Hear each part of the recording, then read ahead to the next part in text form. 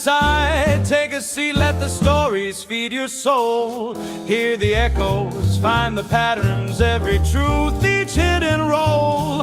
From the bench to the whispers, where the gavel takes its toll. There's a rhythm in the verdict, echoes from the cubby hole. Echoes, echoes from the cubby hole, where justice swings and stories unfold. Echoes, echoes, feed your soul. We're talking truth from the cubby hole.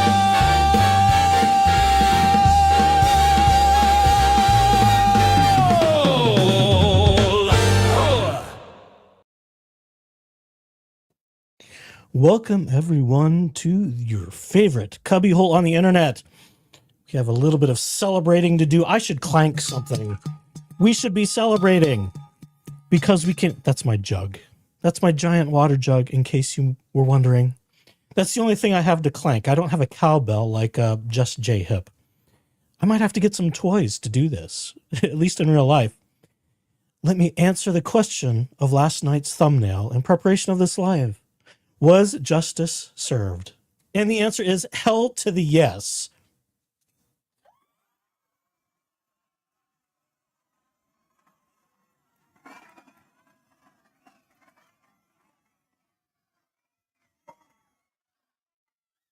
So let's talk just a little bit about today's events, because that's why you're all here, at least initially. It's going to be short. Otherwise, we'll have to add to it. But we have things to add, so as I drop stuff, oh my gosh, the Cubbyhole Studios is just falling into pieces in excitement for today's news. So this comes to us from Bruce, the mobile moose on the loose with his hooves on the ground in San Francisco. I've included a link to Bruce's short little video from earlier today where he talks about today's events live from San Francisco, or almost live. I think it was tape delay for Bruce, as we like to do tape delay here as well. So let's talk about the trial that was and wasn't and ended very quickly. More was than wasn't, thank heaven this time. So Bruce reported to us earlier today, that he and Lauren were there. They were there along with 12 other people for the hearing.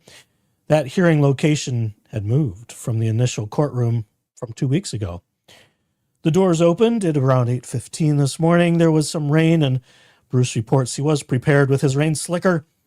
I was hoping to see a rendition of Singin' in the Rain from San Francisco, but we didn't get that this time. But that's okay. Hopefully there won't need to be any more reportings from San Francisco. They entered to the courthouse, got through security, and noticed a sign that the hearing had moved to the 5th floor. I feel like I need some mood music for this, but I don't have any queued up. We're just going to have to fake it tonight. That's why I'm not on camera. I just barely made it in time. Oh my gosh, the rushing today. It's been a wild day. I've been on the road myself, but only for work.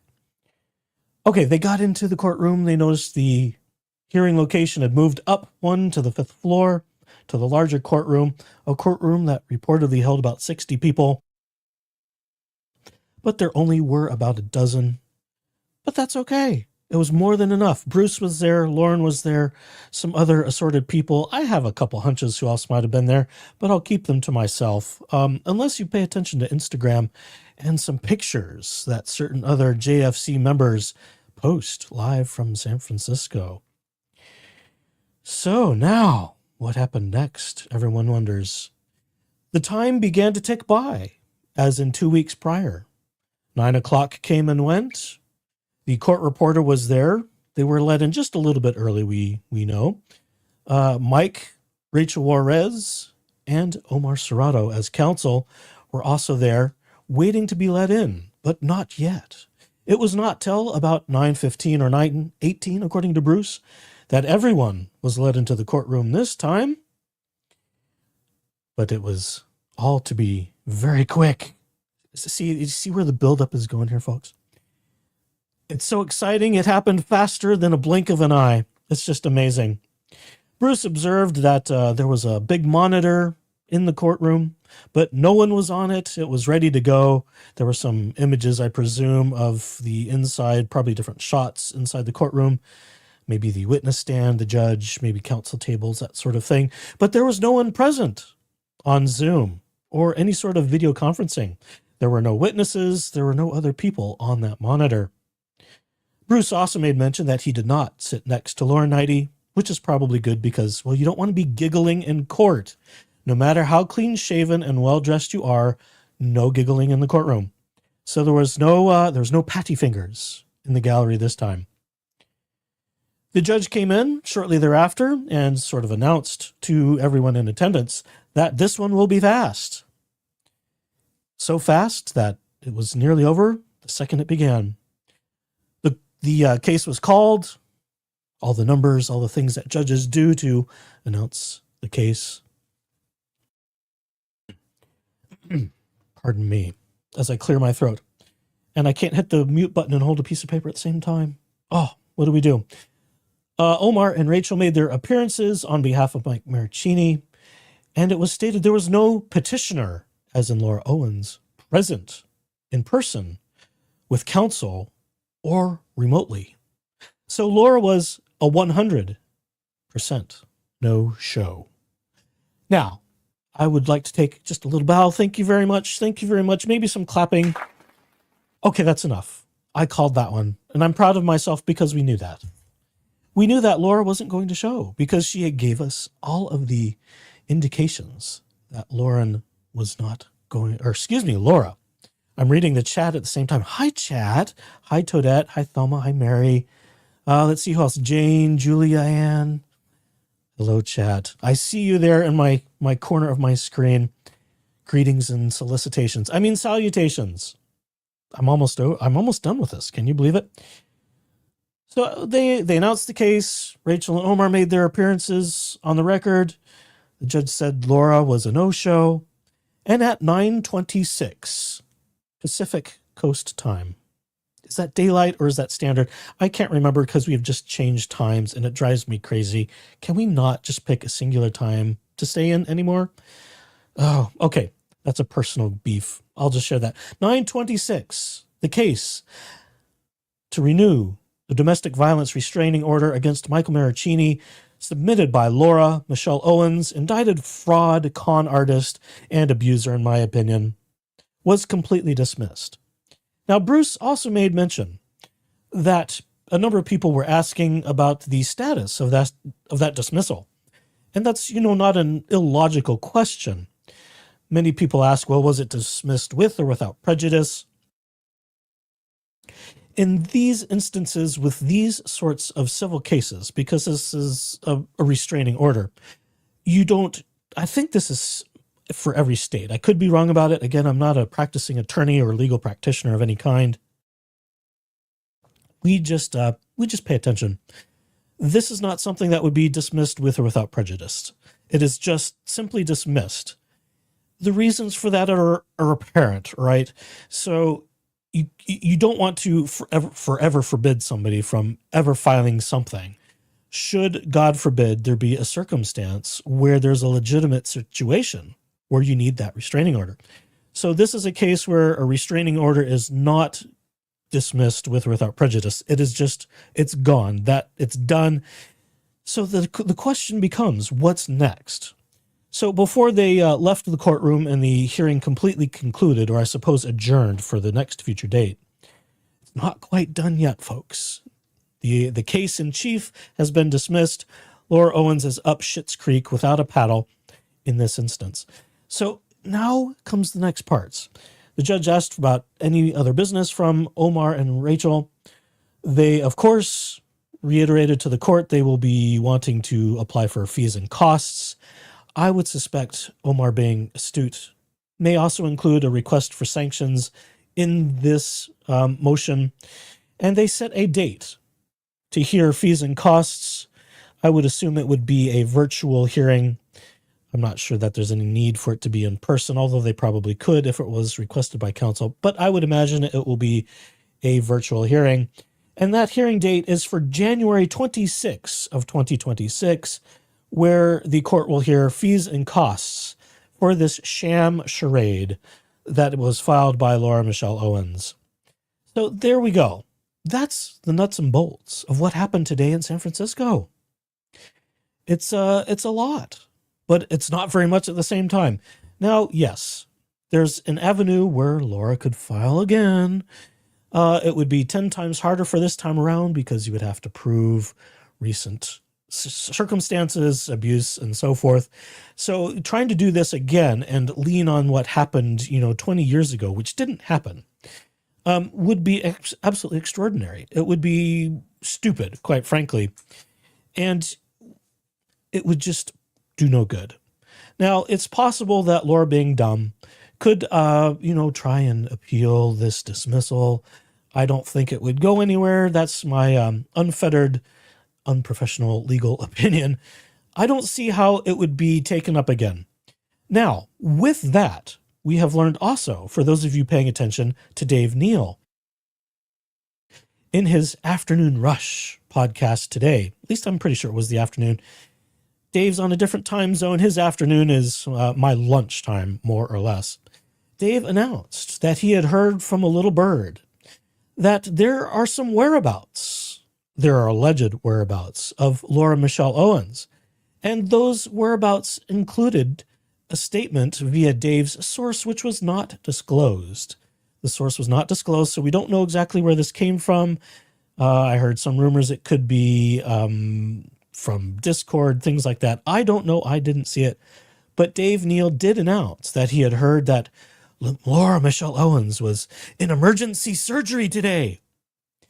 And on Megan Fox Live today, earlier this morning, I think it might have been your psychic girlfriend and mine, Robin Richardson, made a statement that she told Dave Neal, but not the court, that she was having emergency surgery. What kind of craziness is this? I'm adding that part. So there have been rumors that have been attempted to be floated by Laura Owens, most likely, that she was in surgery, and that's why she couldn't be there. We'll call bullshit on that. I don't have my bullshit button. I'm still working on that, but we can use this one. Steve has called me a dumbass. Dumbass is trying to get away with things, but we won't let her. No, we will not. Not at all. So exactly where Laura was, I would suspect, and this is my opinion, this is my belief. I'm allowed to my beliefs and my opinions. That's why we're here on Cubbyhole Live. I don't think Laura left her casita. And if anything, she was probably having a panic attack trying to find something else to do. Although some people have opined, as I have in earlier coverage, that there were other events that Laura Owens could have been riding horses at. Now, was she? We don't know. There may be eyes and ears on the ground. There could be other people watching. We're not really sure where Laura Owens is. She wasn't in the courtroom where she was required to be. That is for certain. So where she's at, anybody's guess is, but there you go, folks. That's what happened today. Justice has been served. And let's see, what else is there? That's mostly for Mike. Now let's talk a little bit about what things cost. Because there have been some people opining and commenting that, well, it shouldn't have cost more than a few $1,000s to do all this. And no, that's incorrect. That's an incorrect assumption by anyone thinking that we're raising all this money just to get Omar a new car.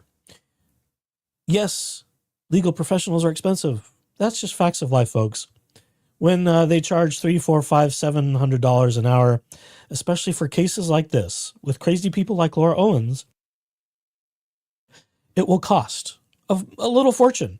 Now, let me remind everybody that for Owens v. Eckerd, the costs for all of that nonsense from the time that Greg Woodnick and company entered as Clayton's legal counsel, the total for the first round alone was $150,000.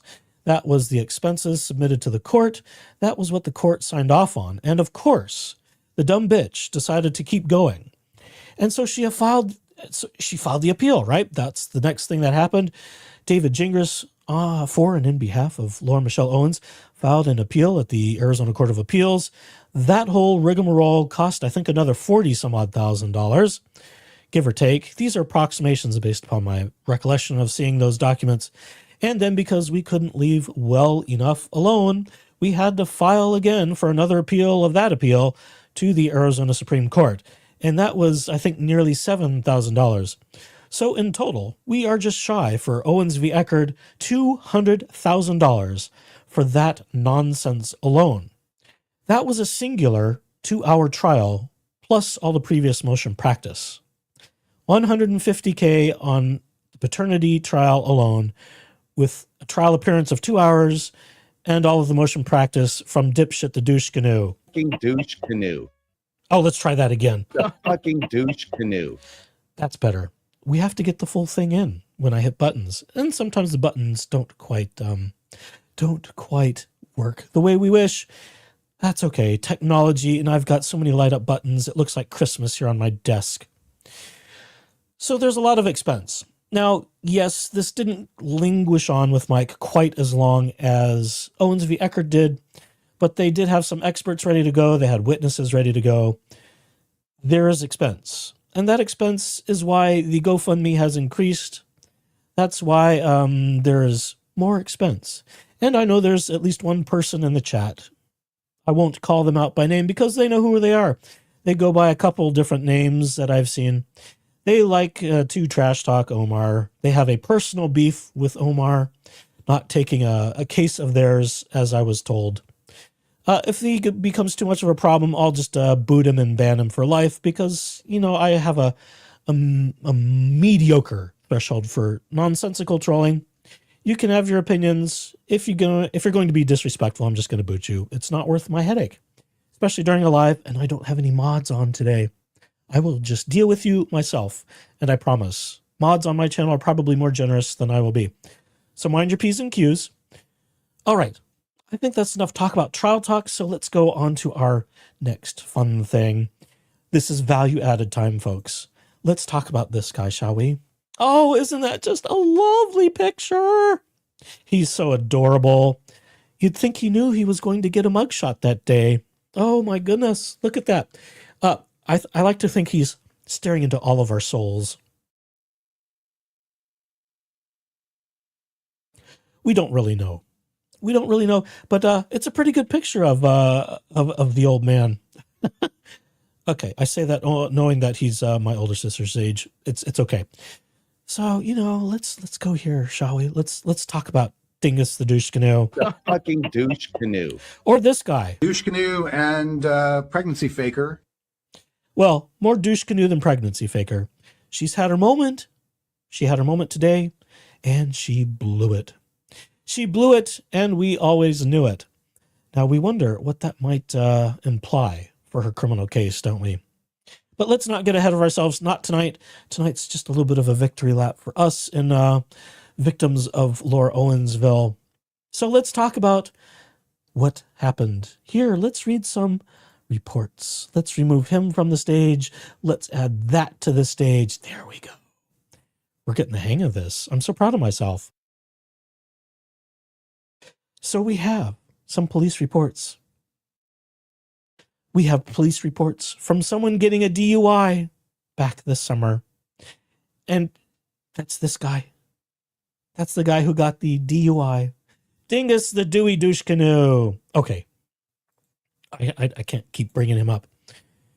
We need to read. We've got stuff to read. Some of it's entertaining. Some of it's, you know, standard form. It's a DUI. Oh, let's see. Douche Canoe has entered the chat. I don't think that person is David Gingras. And if they are, then we'll just have to boot them more. No. If it's David Gingras, I might want to play a little bit. Because if it is David Gingras, we're going to talk about him. And no, he can't strike this. If anyone's asking, this is a public image. His mugshot is fair game. So he can pound sand. Okay, back to reading the DUI investigation reports. And we're going to do a little filling in because I know it's supposed to be in some of these places. I hinted at that at last night's video, what some of this is. So this is from July 6, 2025. And this is from reporting officer Christina Smith. I don't care about any of the locations. This is just where the report was made on the road. I don't think there's anything terribly incriminating there. I heard someone say, oh, this should all be redacted. I'm not so sure. What's relevant has been redacted, but I don't even think that is relevant. Some of the redactions here are pretty obvious. And this is the narrative. On 7/6/2025 at approximately 008 hours. That's a little after midnight, folks. I was on patrol operating as a traffic unit in a semi-marked SPD Tahoe. Ooh, a Tahoe. Wearing a full regulation SPD blue uniform and my issued BWC. You may want to think in weird terms, but that only means body-worn camera. In other circles, you might want to apply some more naughty terminology to that, but it's only hump day. Let's not get carried away. If it were F it Friday, maybe we would lace a little more innuendo, but let's not go too far yet. And the issued body-worn camera, which was activated throughout the investigation. Oh, before I go any more, I say another word, let's talk about cameras. There is footage of DUI douche canoe getting arrested. And I will announce to you here, if you didn't already know that, Schnitzel Ninja has filed, FOIA'd perhaps, to get David Gingras getting arrested for his DUI. So yes, folks, there's more body... Oh, I can't talk, I'm so excited. Oh! There's footage coming of DUI douche canoe getting his Dewey douche canoe ass arrested and taken to jail. That footage is on the way. Hopefully it doesn't take nearly as long as Laura Owens' meltdown footage. It's not quite as long of an encounter. I think it was about a 20-minute encounter or something like that. Yes, 20 some odd minutes. So hopefully that will show up a little sooner rather than later, because we need to see that. We want to see that ahead of Laura Owens' criminal trial. You know, David Gingras, and you know, I know other people, hey, Rob doesn't like to give people their names. I think it's important to use names instead of just DG or LO, because there are people that walk into this case new every day. And so as not to confuse people, I'm going to use their names. They are names on records. They are public records. There's nothing to hide there. And while people can choose to not give them the exposure by using their full name, I choose to do so that new people entering this case at any time can figure out who these people are. Who's DG? Who's LO? Who's JB? You know, you fall into too many abbreviations and acronyms and all these reductions of who people are to a couple of letters just for brevity. You lose some content. So, you know, we're going to use names as they appear, and it's certainly appropriate. So we anxiously await the body cam footage from Schnitzel Ninja. And when that hits, of course, we'll share it here. And I'm sure everyone else, or I'll bet Laura Knighty will be first to the watering trough with that footage, since David has been such a raging ass against Lauren. And it's absolutely uncalled for. So I think Lauren should hold a Hollywood Squares panel just like Megan Fox did today. And let's all get together, and once he gets arrested, I think it's worth a good mocking session of David Gingras. As you may remember, those of you who watched this case for a while, David threatened quite a number of people that they're going to be put in handcuffs from JFC. And has it happened? No. Not as far as we're aware, at least. But he, himself, and him, he's been put in silver bracelets and hauled off to the jail for driving drunk. We could talk about the implications of the dangers of being a raging alcoholic, in my opinion. I think he's just a drunkard who can't get his life together, and that's how he and Laura met. He was looking for an opportunity and thought he found it, that he would get some notoriety and fame and maybe sort of rebuild his failing law career. It's my opinion. That's my opinion of what's happened. I may share some other opinions in due course. I've been thinking out more things about the family systems of Family Owens and why things are the way they are with Mama Owens and Laura, and what the hell is going on further. But that's for a future episode. See, I'm so easily sidetracked. Oh, look, a squirrel. It's easy to get on tangents, and I'm all by myself here. It's a good thing I don't have anyone in the studio. This may be a 2-hour live. but we'll try and keep it moving along. So Officer Smith continues that when she arrived on scene, I assume she's a she, Christina's a she. That's an assumption. I think it's a logical one. When I arrived on the scene, I observed officers had stopped a gray Nissan Rouge. Is that a thing? A rouge? I thought rouge was a color. You know, like rouging your face? What could that be? Seems a contradiction in terms. A gray Nissan Rouge. It was displaying a certain tag. Ignore that. We'll pretend that's redacted. Not that you can research people's license plates. Why people like to redact license plates when there's no database to look them up? Really? It's kind of silly. Anyhow, I then spoke with Officer Blatchford, number 1642, who had conducted the traffic stop on the vehicle. Officer Blatchford informed me that he observed the vehicle northbound on North Scottsdale Road at East Mountain View Road at a high rate of speed.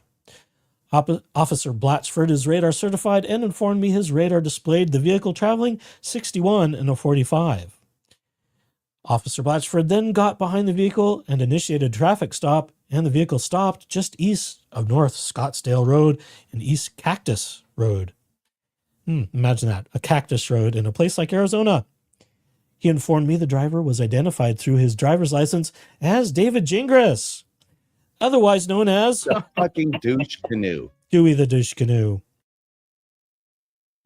I was also informed that David had a front passenger who was heavily intoxicated, so David was not alone. Officer Blatchford advised that David had bloodshot, glassy eyes and the odor of intoxicating liquors coming from his breath. Did he smell like a medicine cabinet of alcohol, we wonder? David initially stated he had no alcohol that day. Yeah, right. But when asked again, stated he had consumed alcohol earlier that day. Well, at least he recanted. This could have gone a little bit differently had he been more belligerent than usual. Officer Blatchford informed me that David appeared to not want to answer questions related to alcohol and kept stating he was fine. I then took over the DUI investigation. I then approached the vehicle and contacted David, who was still seated in the driver's seat. I identified myself to David, informed him I was there to make sure he was okay to drive, and asked him to step out of his vehicle. Now, I'll warn everybody now that whenever you're asked to step out of a vehicle, of course, number one, you comply. You do whatever the hell you're told by law enforcement when they're conducting any sort of stop, whether you be in a vehicle or not. This could have gone differently. I like watching sovereign citizen stuff, and had David been a little bit more arrogant like a sovereign citizen, this could have been very, very entertaining footage. I think it'll be entertaining enough video footage from the body cam, and that will have to suffice, but my imagination just goes wild thinking how this could have gone if David were a slightly different sort. He complied, he exited the vehicle, and followed me just west of his vehicle. When asked where he was coming from, David stated Scottsdale and stated his friend had a lot to drink, so he was driving him and his vehicle back to his hotel. When asked which hotel, David stated the Scottsdale Princess. Princess? What is that? It's not a Marriott. It's not a Holiday. What the hell is a princess?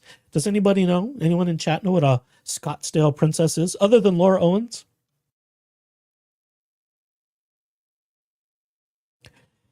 Sounds like either something really fancy or something really disappointing that maybe charges by the hour. I don't really know. Let's see. He stated they were going to that place, but they were having trouble getting there. Could that be because he was over the legal limit and wasn't thinking very clearly? Clearly, if he was doing over 60 in a 40, 45, he wasn't thinking very smartly. That's when you get pulled over. You know, the red and blue lights come on and then you're in trouble. When asked where in Scottsdale they were coming from, David informed me they were at Toco Madera. Is that a taco place? Sounds Mexican to me. David then stated he had a little bit to drink. That's in air quotes. A little bit. It was probably just one. You know, because that's what they say. Oh, I had one or two. Even when they blow over a legal limit. When asked to specify how much that was, he informed me he had a beer or two. Yeah, there we go. See? The alcoholic's response. I had one or two, but certainly no more. But then he had consumed water over the last several hours. Yeah, probably not enough, and probably not long enough. And probably not with enough food either. That's how you deal with these things, if you're smart. While speaking with David, I observed his eyes were bloodshot and watery, and I could smell the odor of intoxicating liquors coming from his breath.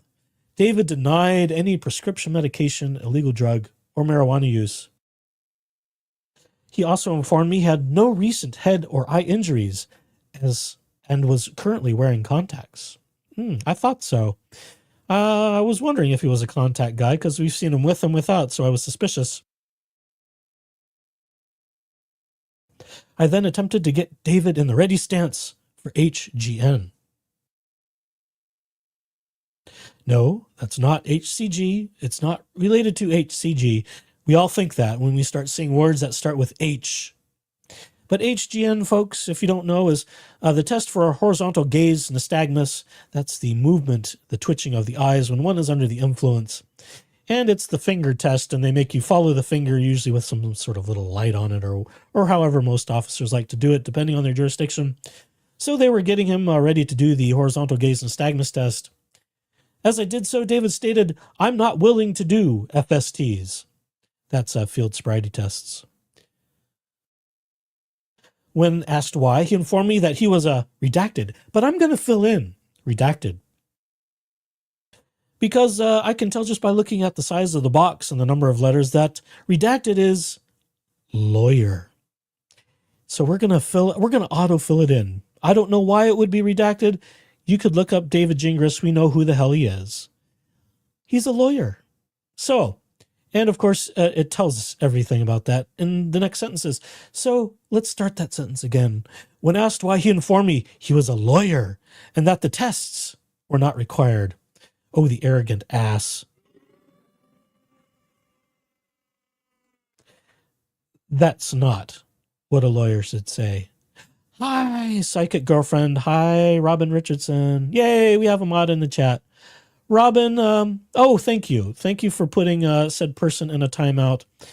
I was about to do so myself, but I've been busy reading, so thank you, Robin. That's why we have mods, folks, to deal with people who are problematic. Some people have axes to grind with people like Omar in real life, and this isn't the place. This isn't the forum to do it, and my mods have full discretion to do whatever they need to do to let the peace reign. We like to be peaceful here, and, that's not to say that people can't disagree, but if you're going to troll and be obnoxious and just be a dick, then you're going to get put in timeout. All right, carrying on here, let's see. So David didn't want to take field sobriety tests, and he said that because he was a lawyer that they're not required. I tried to educate David on the law for standard field sobriety tests, SFSTs, and asked what type of law he practiced. However, he refused to tell me. He's a cheap rate First Amendment lawyer that likes to falsely copyright strike people in violation of First Amendment and fair use. Yeah. In other words, he's a douche canoe. A fucking douche canoe. Oh God, I love that button. I continued to explain the legality of SFSTs and impaired to the slightest degree in Arizona to David. That sentence is just a little awkward. However, he continued to refuse to cooperate. David refused to cooperate? Oh, how delightful that will be to see on camera. Was he throwing fits like his former client, Laura Owens? You're hurting me. You are hurting me. There will be a report. Oh, these people are treating me like I murdered somebody. I only got pregnant by the fucking bachelor. Okay, that's enough voices. I don't know how often I can do that, so let's not do it too much. Oh, okay, he refused to cooperate. At approximately 0:27 hours, I placed David under arrest for DUI. The silver bracelets, that's what they are. The silver bracelets were put on. He was handcuffed to the rear, so he did not get princess handcuffing in front, like people who are cooperative. He got handcuffed to the rear, like all good perpetrators. Yay! Let's have some clapping for that.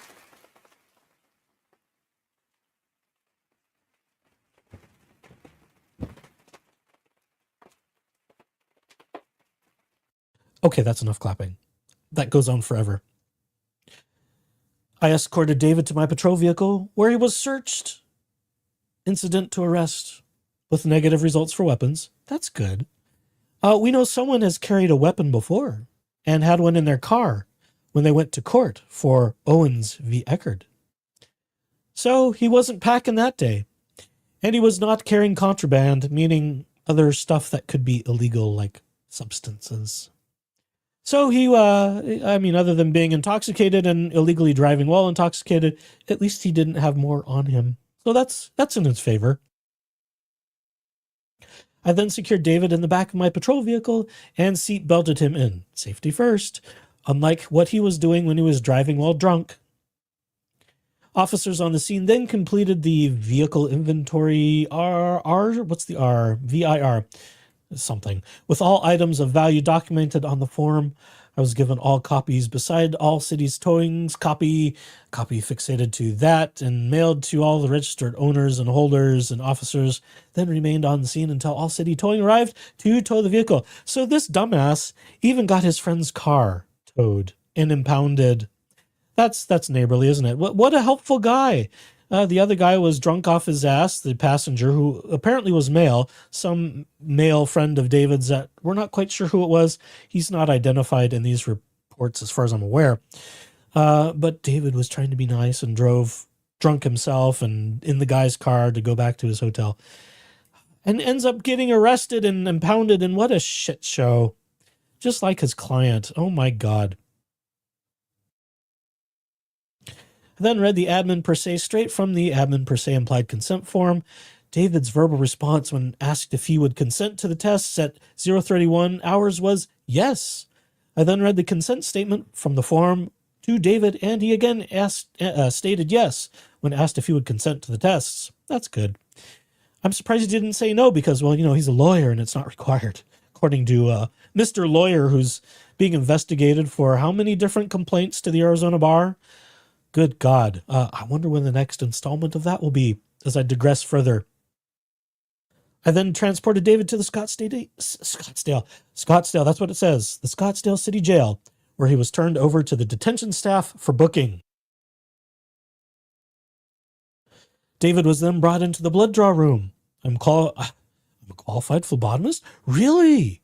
An officer's qualified as a phlebotomist? That's fascinating. I thought usually that was done by medical personnel, but I guess in Arizona, if you're qualified, I don't know if you have to register for that. I mean, you're just poking people in certain ways to draw some blood, but that's very interesting that police officers or whoever, it's an officer that did this report, was able to do that themselves. Fascinating. Truly, we're learning things. It's purely accidental that we learn things on this channel, just like attorney Mike Grevlin on Law Talk with Mikes. Learning is accidental. So the blood draw occurred at 0:54 hours. There were no issues with the blood draw. Well, that's fortunate. Some people medically have problems with that. And it was successfully completed. After the blood draw was complete, I then inverted each tube 10 times, visually verified that there's proper mixture of the stuff in there, and everything was sealed and labeled accordingly, blah, blah, blah. We're going to skip some of the medical part, because it's just, I don't like it when I have to go in, and that's regular for me. I try to make friends with the vampires in the lab, the people that poke you and prod you and draw things and make you do things. It's just, be nice to them, or they can jiggle the needle while they're drawing. You don't want that. Okay, let's see. The draw was done. Then he was brought into the intoxilizer room. Ooh, I wonder if they have the intoxilizer 5000. I observed a deprivation period from 0:48 hours to 01:05 hours, where David never left my proximity. I'm certified in this process and followed the operational checklist. The first sample was at 0.111%, and the second was at 0.112%. The test was successfully completed. And as all of you adults in the room likely know, the legal limit that you cannot exceed is 0.08. So we were a few clicks above 0.08, which means more than just a beer or two followed by water. That would suggest several drinks and probably within a reasonable amount of time. and probably within an hour and a half previous would be my estimation, but I don't say that as anyone with excellent training in that. It's just a little bit I know about the process. I then asked David if he would answer questions post Miranda rights, and he stated he probably would not because he is a lawyer. And I then chose not to complete the ARR form with David. So he was not being compliant with answering questions, which some people would say is smart. Say nothing to the officers until you have legal counsel representing you, because you don't want to incriminate yourself. And of course, anything you say and do and write and so on and so forth, with Miranda rights and so on and so forth, they can and will be used against you in a court of law. So it's better to keep your mouth shut if you're in such a quandary than it is to go running your mouth, unless you just want to plead guilty in the court process and just kind of get it over with. So, you know, there's defenses you want to preserve and things like that, and that's why you have that. All right, so let's see. David, I explained to David the admin per se form, left his copies on his property. The form was also sent to MVD and records with his license attached. I then explained the DUI blood notice to David. I also explained the right for a second independent test. A copy was left in his property. I also informed David that a copy of the tow form would be in his property. A copy was also faxed to ACJIS and mailed to all registered lien holders and owners. Let's see. So is there anything else? This is just all the details of the draws and that. Oh, we have more. Hold on just a moment. Hold, please.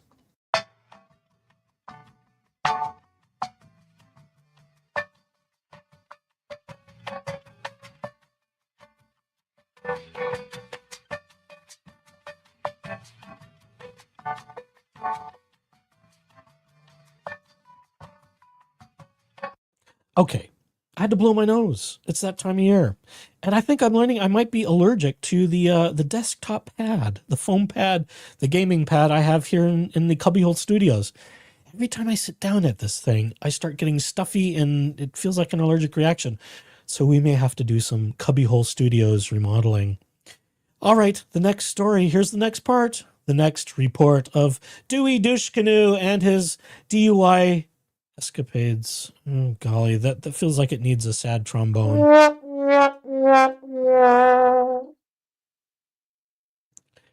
Yes, as if one report's not enough. Here's the second report, and I think this is the initial officer that pulled him over.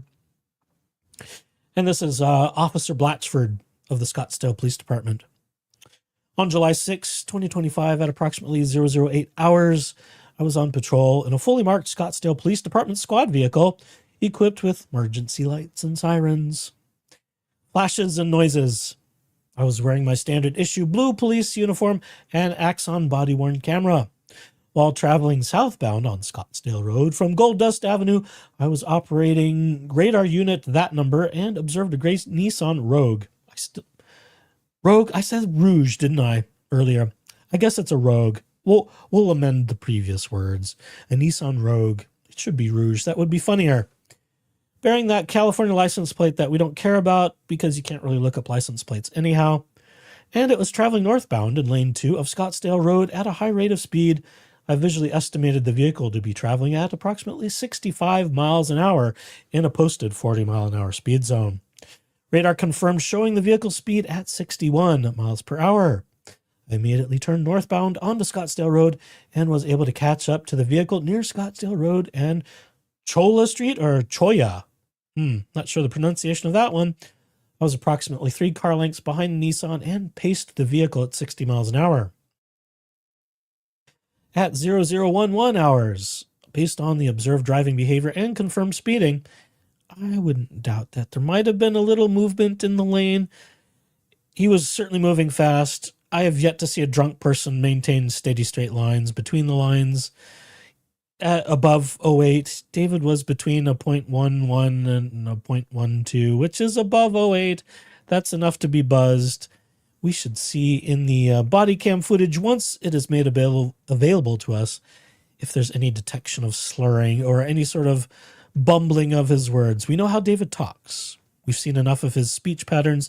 we should be able to hear rather quickly in body cam footage how much she was under the influence beside driving a vehicle recklessly that could put people in danger.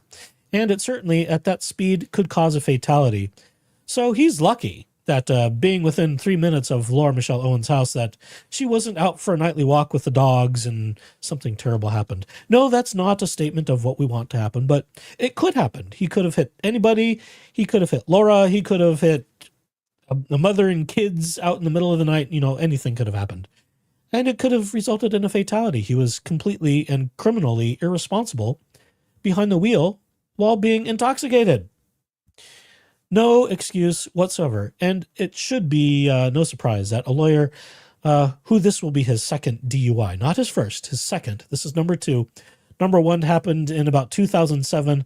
We've seen that image of him, his previous mugshot, where he's sort of got dark hair slicked back and he's wearing sort of a dark black, it's almost like a leather jacket, wasn't it? I have to go back and look at the picture.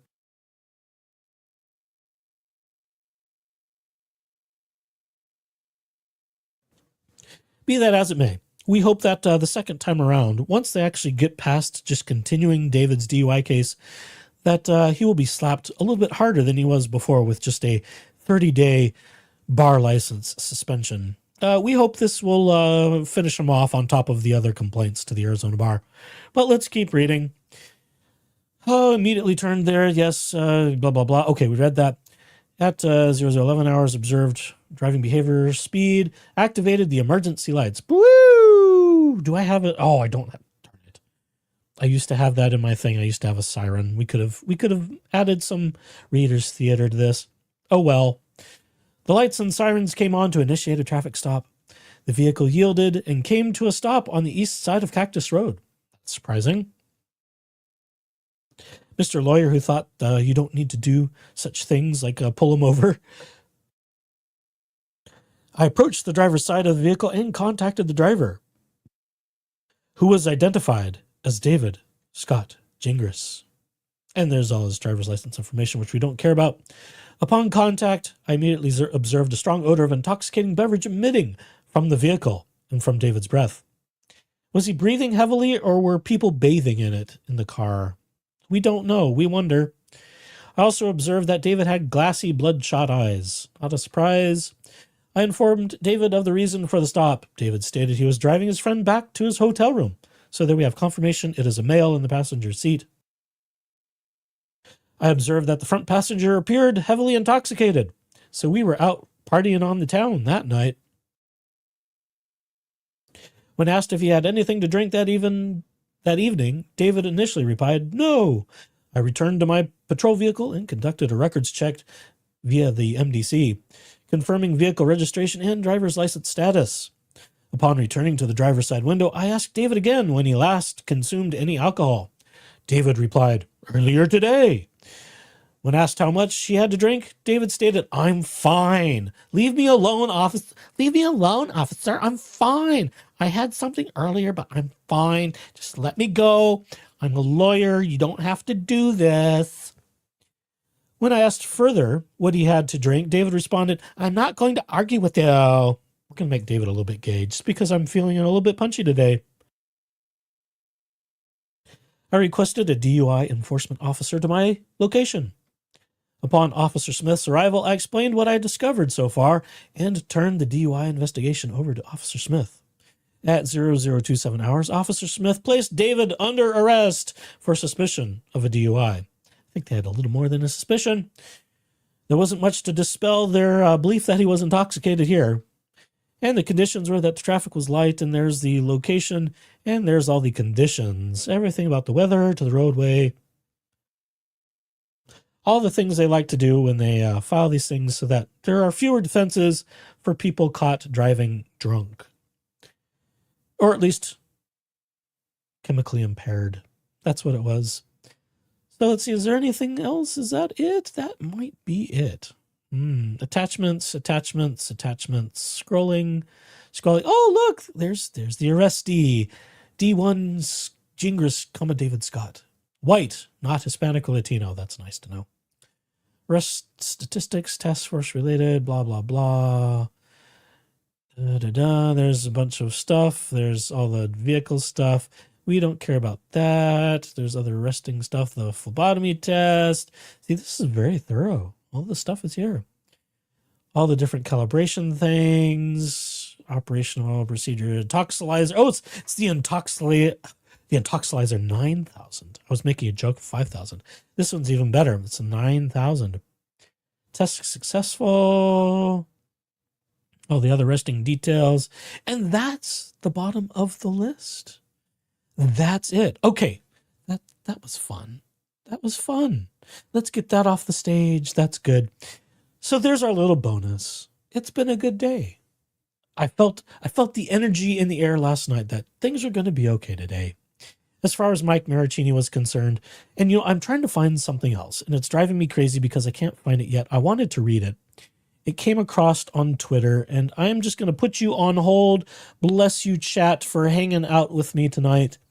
I'm going to put you on hold for a minute while I try and find it, because there was a great message from Mike Marraccini's wife, Danielle, and I really desperately want to read it, so I'm going to find it, and we're going to read that. So hold, please.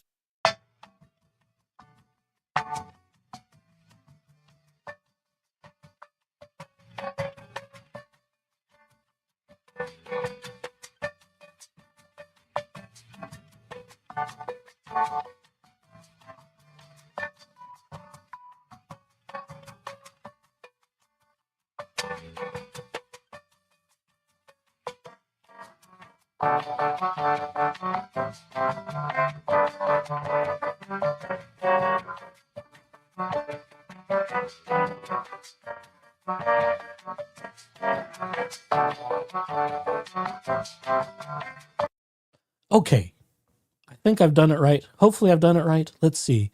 Add that one. Add the stage. There we go. This, I can't make it any bigger, but I'll read it for you.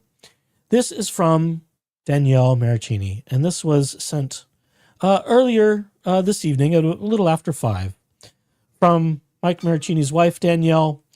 And this was posted by Clayton's Justice, seeking justice for all victims of Laura Owens on Twitter X. And it reads this. Hold on to your tissues, everybody, because this got me just a little teary, just a hair. And Danielle, Mike's wife, said this. Today is a big day. Today my husband prevailed in court against his abuser, Laura Owens. For the last 8 years, Michael and I have suffered in silence. Our family has lived in fear, never knowing what she might do. She accused my husband of horrific acts of violence, sexual assault, and emotional abuse, all of which were entirely false and unsupported by evidence.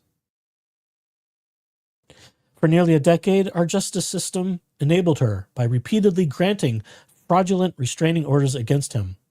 That chapter ended today. The judge dismissed her attempt to renew the order, and my husband is finally free. It feels surreal to say that this nightmare is over. None of this would have been possible without the strength of our community and all of her victims who refused to stay silent. Thank you to Clayton Eckerd and I think that's Greg Gillespie, G2 Gillespie, for standing by Michael's side. Thank you to everyone who helped expose the truth.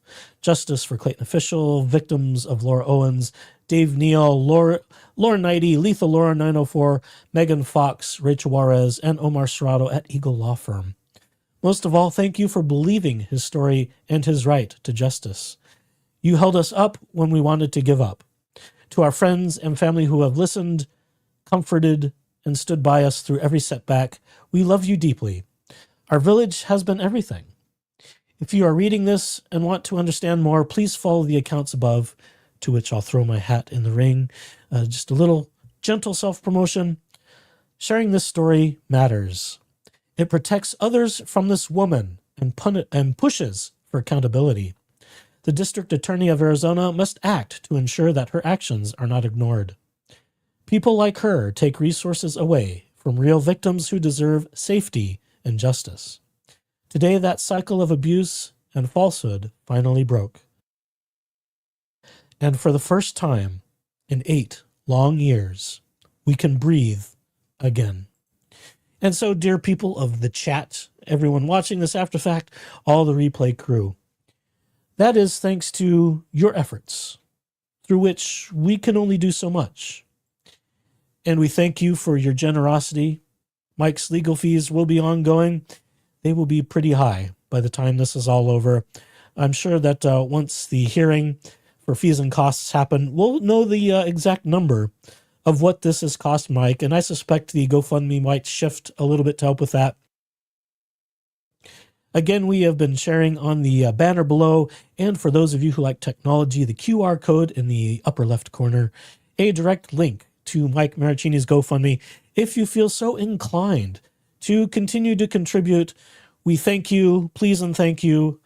Mike and his wife Danielle certainly appreciate all the support that everyone in this community has given them. And as I've said before, we are here to the very end. So we will see what else happens from this. If Laura Owens is stupid enough to keep trying to kick this can further down the road and make more happen, because she's just that damaged, folks. There's, this is where I struggle a little bit, because I appreciate Dave Neal. He's an amazing, wonderful guy. He is very kind-hearted. He is salt of the earth. And he wants to give credit that, everyone's redeemable. And while I definitely want to believe that, I'm not there. I'm not there with Laura Owens because I've seen too much. And, we see what we want to see for sure. We all have our own biases of how we see people's reactions, how they behave, how they conduct themselves, how they present themselves, all of their thought processes. I just have not yet seen a glimmer of hope for Laura Owens. And if there is hope for Laura Owens, she is going to have to be removed from everything she knows, as she currently knows it. She will have to be removed from her family setting, from her lifestyle, from all of the choices she would normally get to make in the average day. I think it would take one hell of an awakening in prison or jail. I'm still not sure which she's going to go to, should she be found convicted. And I believe she will be convicted of her, if not all of them, most of her 7 felony counts. There's going to have to be an earth-shattering, bottom-of-the-barrel, shocking moment that will snap her psyche. But I'm not so sure. I'm not so sure, and maybe it's not my place to determine. That's okay. We're just here to talk about what we're thinking about in the moment. But for the time being, Laura is enabled, her mother enables her, her father enables her. They let her get away with almost murder. Certainly character assassinations, which are close enough. No, lives were not lost yet, other than those of fictitious babies. But we can spare that one on the altar of sacrifice, I think. So there we go. There we go. There you have it. That's the news for today. Plus a little Dingus the Douche Canoe extra. The fucking douche canoe. I wanted to get that out of the hopper because we need to be ready for other things coming into the hopper with Laura Owens and the family Owens bankruptcy. We've got to wait in here and see what's going to happen with Laura being declared indigent while she's being further investigated financially, with the judgment debtor exam for Owens v. Eckert as filed by Greg Woodnick, which is proceeding to hearings and a commissioner. So this, even what is done is not yet over, because it won't be over until she pays up or they find a way to settle that. So there's more to come. We're here for it. We're keeping an eye on it. We hope to see more of our friends after they return from San Francisco. Hopefully Lauren and Bruce will get together and do some more talking about their experiences and the chats they had. I don't know if they've returned to House of Prime Rib. I would suspect not, because Megan spent a lot of money at House of Prime Rib. I'm told it was into the 4 figures for dinner for that small group of people at House of Prime Rib. But hopefully they're enjoying themselves, and we wish them a safe return back home. So I think that is enough for this evening, for this hump day, and we'll keep an eye on what else happens in Camp Owens. And, oh, God help us. The saga continues, but a page turns, a chapter ends, at least for now. And we get to continue in whatever's next in this story. So thanks for joining me, everybody, and stay tuned. You never know what's going to happen next. Until next time, so long.